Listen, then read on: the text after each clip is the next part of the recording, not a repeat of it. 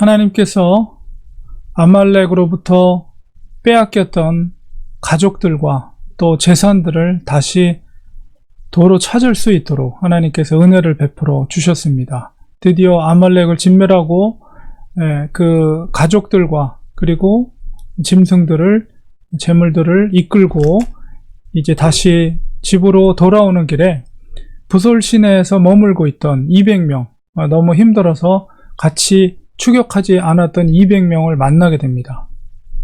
그 속에서 이제 약간의 갈등이 생겼죠. 다들 전장에서 급하게 내려오느라고 다들 지쳐있는 상태에서 600명이 아말렉을 추격했지만 그 200명은 너무 힘들어서 부솔 시내에서 머물게 하고 여러 가지 짐들을 지키게 그렇게 하고 나머지 400명이 가서 결국은 전쟁을 치르게 한 것이죠.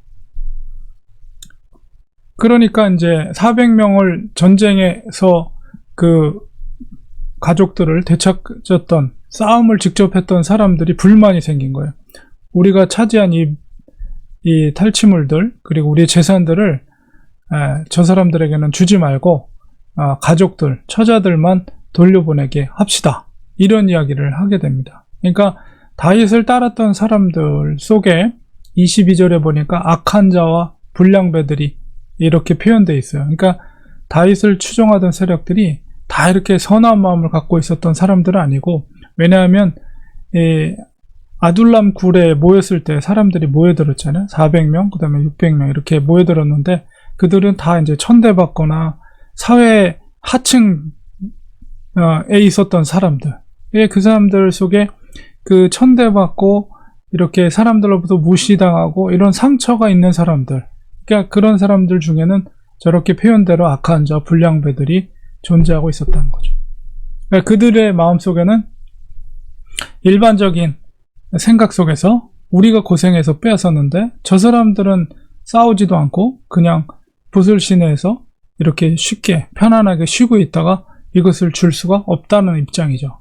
그때 이제 다윗이 그들에게 말합니다. 나의 형제들아.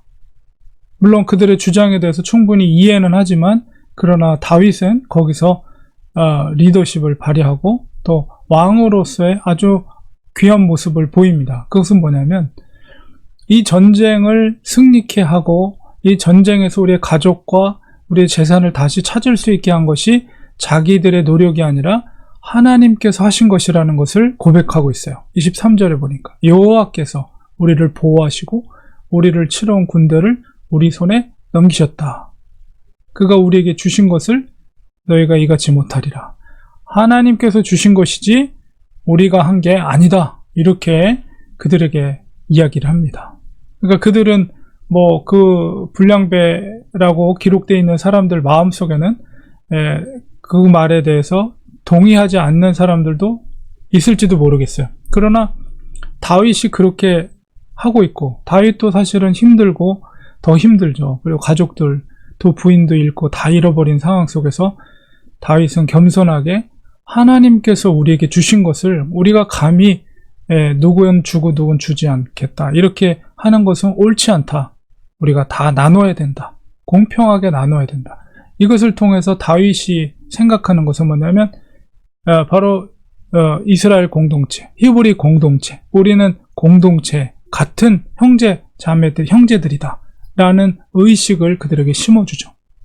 그것은 우리가 당장 들을 때 그 전쟁에 나갔던 400명이 들을 때는 약간 불만이 있을 수는 있지만은 다시 한번 생각해 보면 입장이 바뀌었을 때 왕이 그렇게 부솔 시내에서 200명 쉬고 있는 사람들에게도 동일한 은혜를 베풀어 주는구나.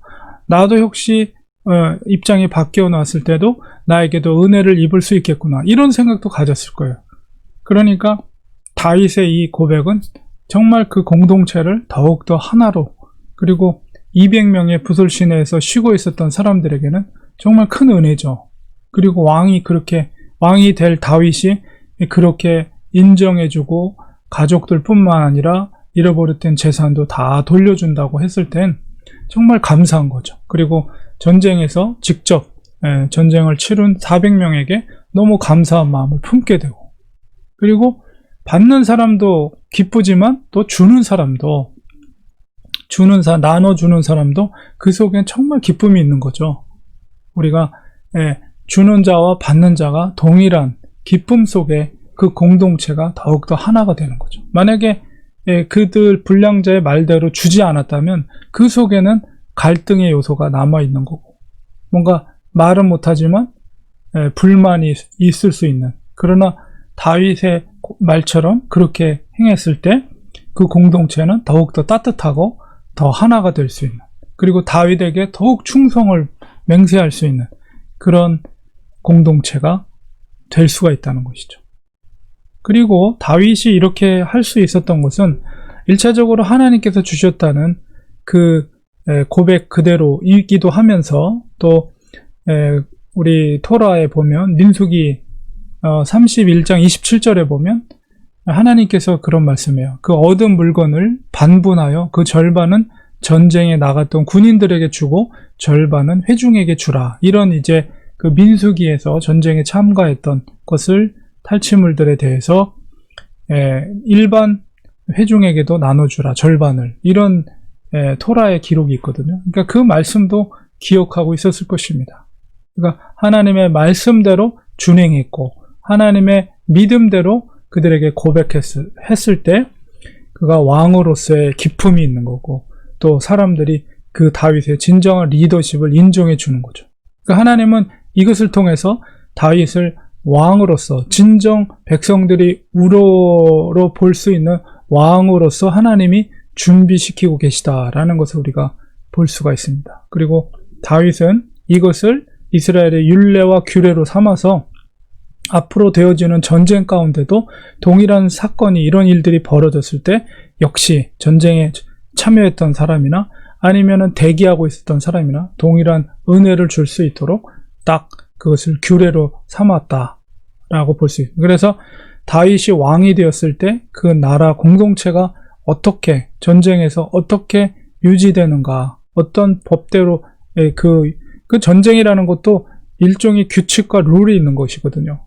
근데 이것을 규례로 삼았다는 것은 굉장히 건강한 공동체로 앞으로 다윗이 왕이 되었을 때 그런 공동체가 될 수 있다는 기틀을 마련한 그런 사건이다라고 볼 수가 있습니다.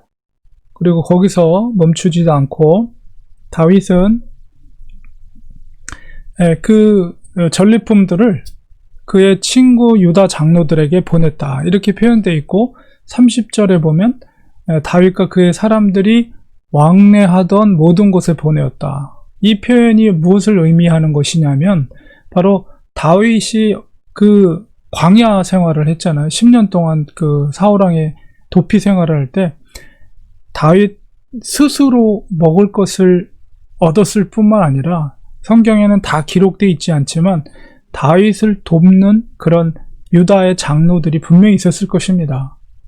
그 사울이 비록 다윗을 쫓아서 이렇게 정적으로서 쫓아다닐 때에도 알게 모르게 다윗을 도왔던, 특별히 이제 그 광야 가까운 도시에 있었던 사람들 중에 그런 유다의 장로들이 있었을 거예요, 분명히.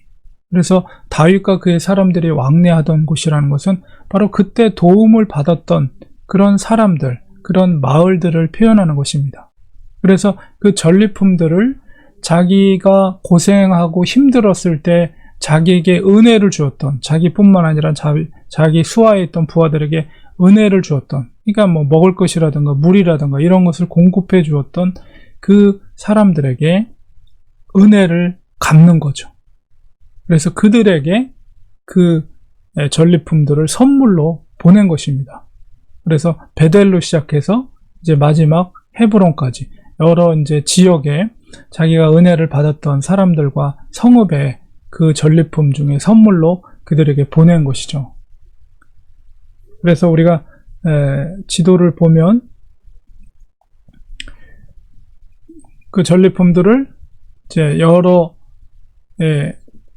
베델로부터 시작해서 헤브론까지 여러 유다의 장로들에게, 마을들에게 그것을 돌려준 것입니다. 선물로 주고, 그리고 때로는 이제 아말렉이 빼앗아 갔던 그런 마을들에 선물로 주고, 그렇게 해서 다윗의 어떤 리더십, 비록 그가 블레셋의 몸을 피하고 있었지만 여전히 유다인들과 관계를 맺으면서 그들에게 고마움을 받은 사람들에게 고마움을, 그 은혜를 받은 사람들에게 고마움을 그들에게 표현해 줌으로써 그들이 유다의 왕으로서 다윗을 인정해 줄 수 있는 그런 기틀을 마련하게 되고, 나중에 다윗이 왕으로 등극할 때 그 선물을 받았던 그 도시에 그 유다의 장로들이 그 왕을 등극하는 자리에 모여서 유다의 왕으로서 같이 축하해주는 그 자리에 또 올 수 있게 되는 그런 관계들이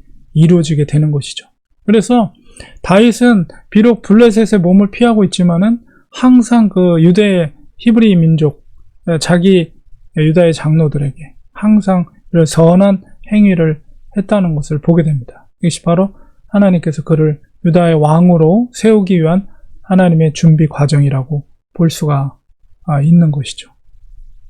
그래서 우리가 진정한 왕이라는 것은 단순하게 어떤 정치적인 힘만을 가지고 왕이 되는 것이 아니라 바로 이러한 온유함, 동정심, 그리고 백성들을 사랑하는 마음, 이런 것들이 있을 때 진정한 왕으로서 이제 백성들이 존경을 중심에서 우러나오는 마음으로 왕으로서 모실 수 있는 그런 준비가 되어지는 것이죠.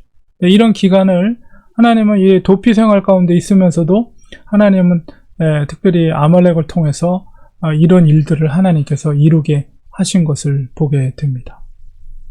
그래서 은혜를 받은 곳에 보냈습니다. 그렇지만 이제 10사람이나 그일랏 사람, 그 아말렉의 침공을 받았을 때 그일랏 사람들을 들어가서 성을 지켜줬잖아요, 전에. 근데 그들이 오히려 사울왕에게 그 고해 바치려고 한다는 것을 하나님이 알게 해주셨죠. 그래서 그 10사람이랑 그일랏 사람들에게는 선물을 보내지 않았습니다.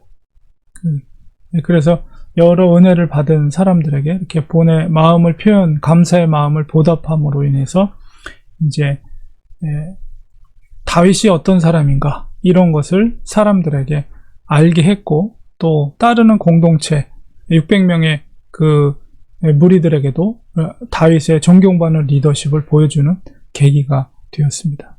그래서 진정한 리더십은 강한 리더십도 중요하지만은 바로 품을 수 있는 리더십이 얼마나 소중한 것인가, 이런 거를 우리가 보게 됩니다. 그래서 우리가 사람과의 관계 속에서도 우리가 당연한 것을 우리가 요구할 수는 있지만 오히려 그 속에서 우리가 온유함으로 품을 수 있고 나눌 수 있는 그런 마음을 가질 때 하나님은 그 사람을 통해서 더 큰 일들을, 더 중요한 일들을, 더 오래 갈 수 있는 일들을 맡기신다는 것을 우리가 보게 됩니다. 우리들도 그 중심에는 바로 하나님을 향한 믿음과 언약에 대한 약속에 대한 의지, 그 순종, 그것이 있기 때문에 가능한 것이다 라는 사실입니다. 우리도 다윗처럼 믿음을 중심으로 한 사람들과의 관계 속에서 온유함을 나타내고 진정한 존경받는 리더십을 행할 수 있는 우리가 되기 원합니다. 기도하겠습니다.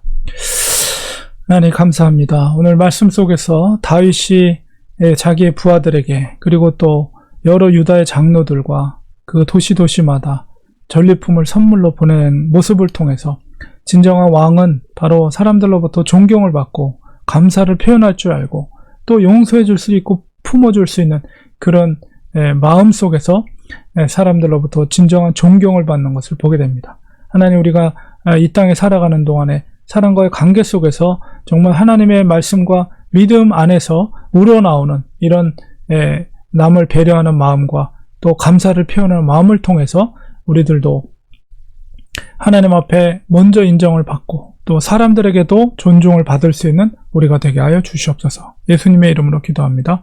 아멘.